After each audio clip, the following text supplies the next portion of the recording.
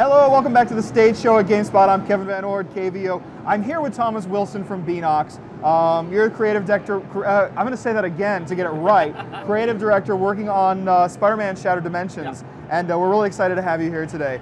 So first of all, wonderful. Now, what we want to know is what we're going to expect to see from Shattered Dimension. What we do know is that there are 4 different dimensions that Spidey's going to be exploring. Tell us a little bit about how the game is set up.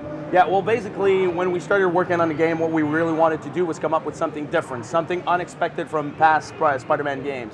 So we looked at the entire comic book lore of the Marvel comic series, and we looked specifically at what has been done with Spider-Man, and we sort of discovered that there were all these dimensions that we could actually put in our game. So yes, basically you're playing 4 different Spider-Man into one game, and it's called Shattered Dimension because at the beginning of the game, the mystical artifact known as the Tablet of Order and Chaos is shattered and sent through multiple dimensions. So it's up to each of the Spider-Men to retrieve the fragments of this tablet and put it back together before it falls into the wrong hands. Now, what are these 4 dimensions and what separates them from each other? Yes, so if we talk specifically, like what you're seeing on screen now is Spider-Man Noir. So this is going to be the first universe we're going to be talking about. What we wanted to do, this is Spider-Man Noir is a brand new series by Marvel. There's only 8 comics out. It's a retelling of the origin story of Spider-Man as if it happened in the 1930s. So the idea here, we're not telling that story specifically, but we're taking the universe in and telling our own story for the game. And basically we decided to go with stealth in that universe. So we're definitely slowing down the pace of the experience. You don't go there guns blazing. You got to get shot and you got to get killed. So what you got to do is use the shadows to your advantage. All the levels takes place at night. We're in the Noir universe. And basically you need to take the enemies down one by one. What's interesting about it is that what we do is when you're in the shadows, we desaturate the color palette of the environment so you kind of know that you're in the shadows, and we bring up the light when you're in the light area. One thing to mention is that each universe has its own unique art direction. In this case, we really wanted to go for a sort of a Frank Miller style approach. So it's got, like, if you look at the character in the shadow, he's got a rim light treatment to it. It makes it feel like it's coming out of the comic, the film noir and sort of treatment to it. So that's what's unique about Spider-Man Noir. So it's completely different from the others, and we're slowing down the pace. One other thing that you're looking at, once in a while, you'll see fireworks go off in the distance. Well, it's not just because it's the 4th of July. It serves as gameplay. When the fireworks go off and it lights up the scene, basically you have to make sure you're in an area where you're not going to get spotted. And so you have to pay attention to when that happens. It's taking place in an amusement park because you're after Goblin, the crime lord of the era, and because he used to be a former circus freak, we thought it would be a cool location. Now tell us about some of the abilities that Spidey has. I saw several different moves when you were sneaking up. Tell us about some of the things Spidey will be doing to take down enemies like that. Yes, so actually in Noir, what you do is the combat is a little more realistic, although you're still acrobatic. The main feature of this level, the main feature of the dimension is to really take the enemies down one by one. And the players will be treated with different takedown animations depending on where you're located. So you can be crawling on walls, you can be perched up high, right behind a character. So there's a lot of takedown animations to be rewarded with. I guess now what we could do is we could switch to Amazing Spider-Man because we can talk about the specifics about this dimension as well. Absolutely. Now I'm going to take some questions from readers here and there. As soon as I get questions to come in, come on guys, I know you got questions about Spider-Man. So I'm sure somebody's got something for me. Now, one thing that crossed my mind watching that, I'm kind of curious to know.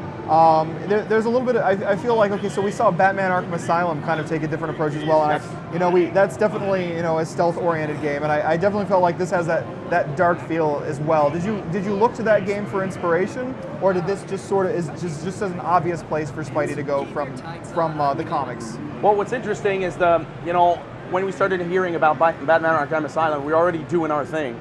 So when we looked at it, we were like, oh, well, look at that now.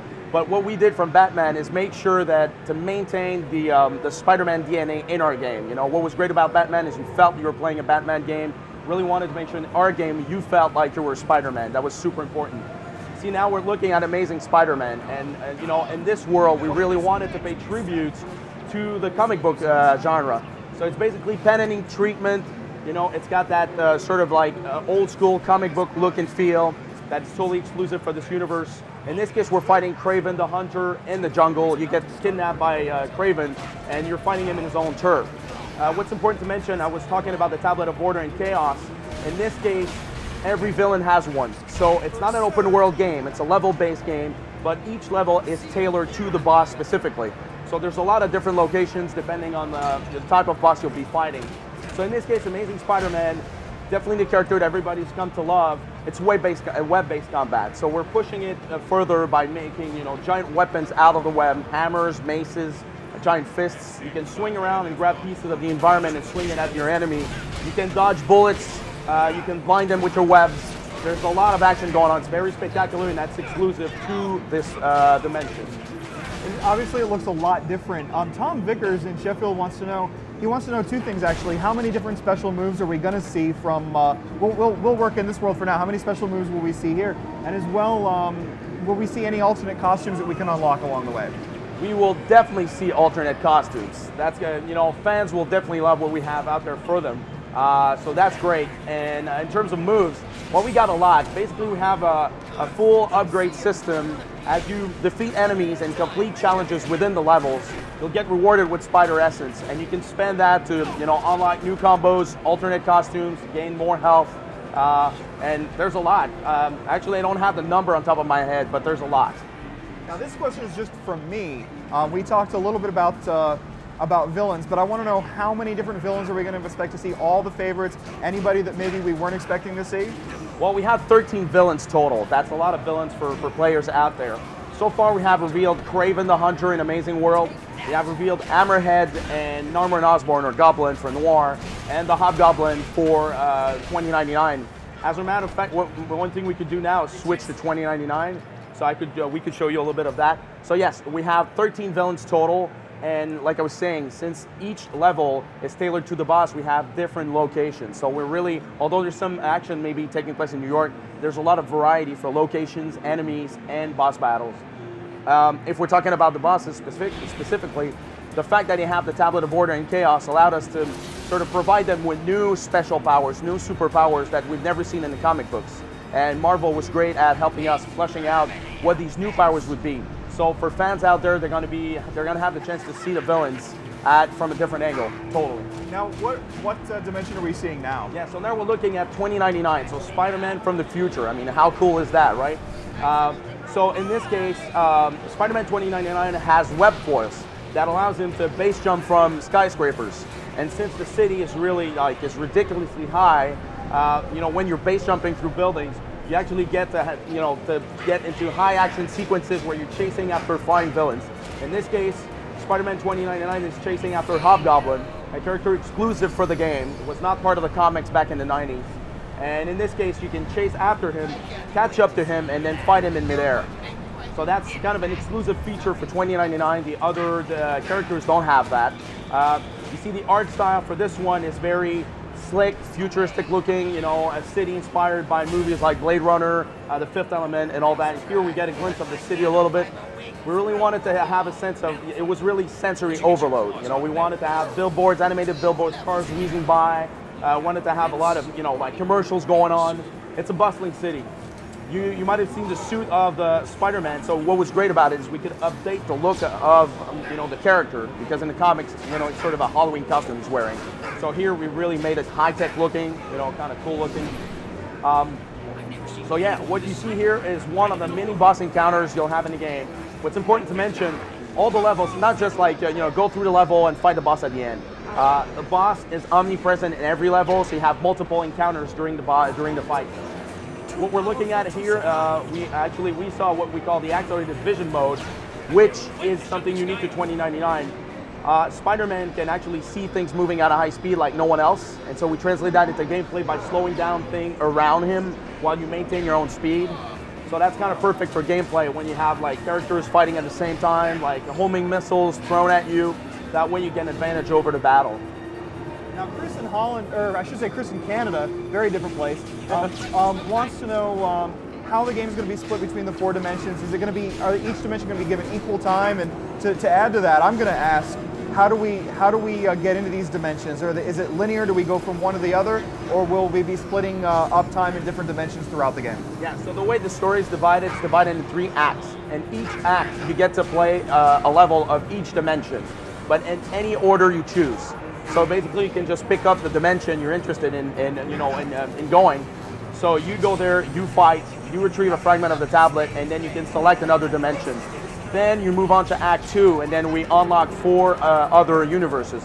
So we're talking about a total of 12 levels, plus the main big boss battle in the end. Now I saw some floating Spidey stuff out there. Yeah. We're going to be collecting things, obviously.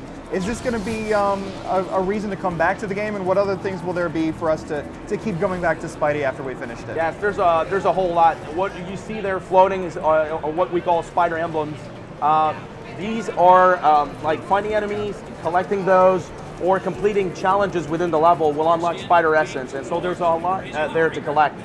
What will make the player come back for more is because although you can go through the game at in one shot, we have a total of like 180 challenges within the game itself, sort of our own reward system that will sort of ask the player to complete or fight in a certain way. So there's going to be a whole lot out there, and depending on the level of difficulty you're playing the game, you'll be rewarded with tons of cool stuff like action figures, concept art, alternate suits, new moves. So there's tons out there to complete, and since we're rating the levels, players can always try to get a better score or a better rating at it. Hey, you talked about challenges. What are those challenges going to entail? Well, we can't really talk about it right now, but what I can say is if we're looking at what we're looking at right now is we're seeing how Spider-Man from the future fights around. This character fights at a much faster pace, so it's basically more aggressive. The character has talons. So what we do is he's lunging towards the enemy, going at a much faster pace. It's almost like a Brazilian boxing style approach to combat. And so as you can see, that's for the 3 dimensions, and the 4th one, which will be revealed at San Diego Comic-Con, is as cool and distinct as the 3 others we've just shown you today.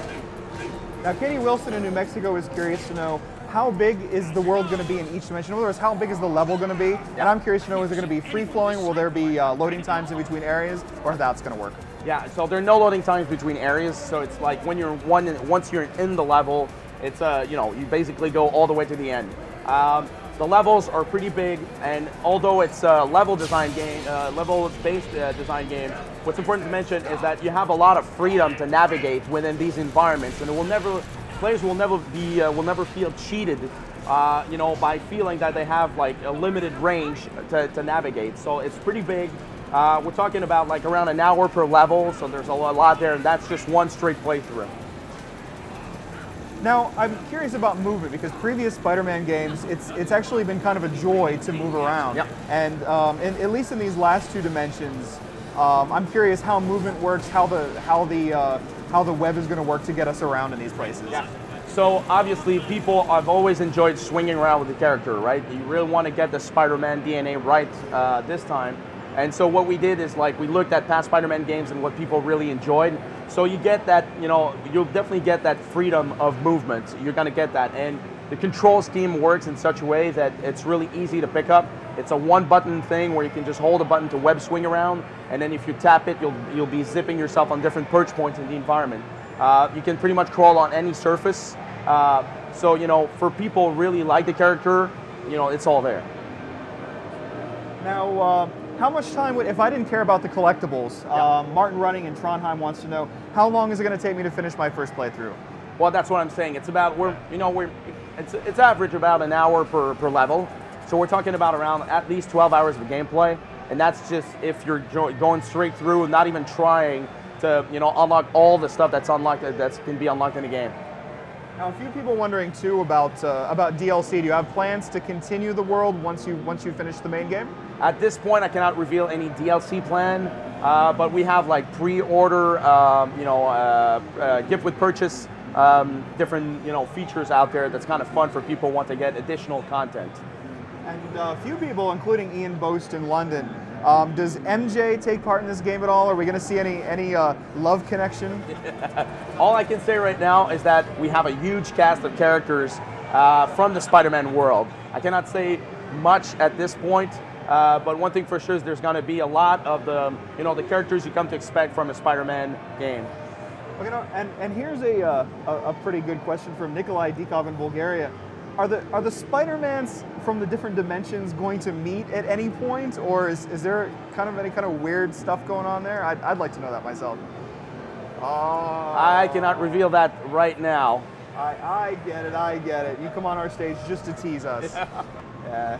And somebody noticed a Tony Stark ad in the game. Will we be meeting Iron Man or any other heroes? Well, like I mentioned before, I cannot talk about any additional character. All I can say is great cast of characters in there. One thing I can say though, if we're talking about the voice acting, we have Christopher Daniel Barnes doing the voice of Spider-Man Noir, who used to be the voice of Spider-Man in the animated series in the 1990s, and we have Dan Gilvezan actually doing the voice of Spider-Man 2099, who used to be the original voice actor of the first animated series, and the two other who haven't been revealed yet have once voiced Spider-Man in their lives. And a couple folks curious about the platforms. PC is one of the platforms that you're creating for. Is that correct? Actually, no. No. So it's going to be released in September on Xbox 360, PS3, Nintendo Wii, and there's also a DS version developed by Kryptonite. One thing we can say is that Beanox, the studio I'm working with, we are basically a multi-platform development studio. So we handle all versions. And one thing I can say is that the people who have a Wii will definitely get the same experience as the one we're getting it on the next-gen consoles. Now, Lucas in Argentina, he's kind of curious about choice, if choice is going to be involved at all, such as in Web of Shadows, where you needed to make choices along the way. Well, I can't really talk about that right now, but I'd say that in some occasions you'll actually come to moments and events that will force you to actually act really quickly and actually act as an hero. Now, what else is the most important thing that we need to know about your game? Oh yeah, I forgot to talk about first-person combat with the supervillains. That's kind of cool. That's unique to our game. We have a very robust facial animation system in our game, and as much as you love the supervillains, around the superhero, you also hate them. And so actually get to a point where in some of the battles, you get up close and personal, in their face, and when you see that villain going like, "I hate you, Spider-Man," and you just punch him in the face, that's kind of fun. That's excellent. Now, Thomas, I'm going to ask you again to confirm, when are we going to see Spider-Man Web of Shadow? We know Xbox 360 and PS3, DS, Wii. Yeah. And when is it again? So the game's coming out in September on Xbox 360, PS3, Nintendo Wii, and there's also a DS version developed by Kryptonite. Excellent. Thanks so much for dropping by. My pleasure. We're throwing it out to the show floor, I think, but I appreciate your time, and I'm sure we'll have you back to show us more when the time comes. Thank you. Thank you. And we're going to send it out.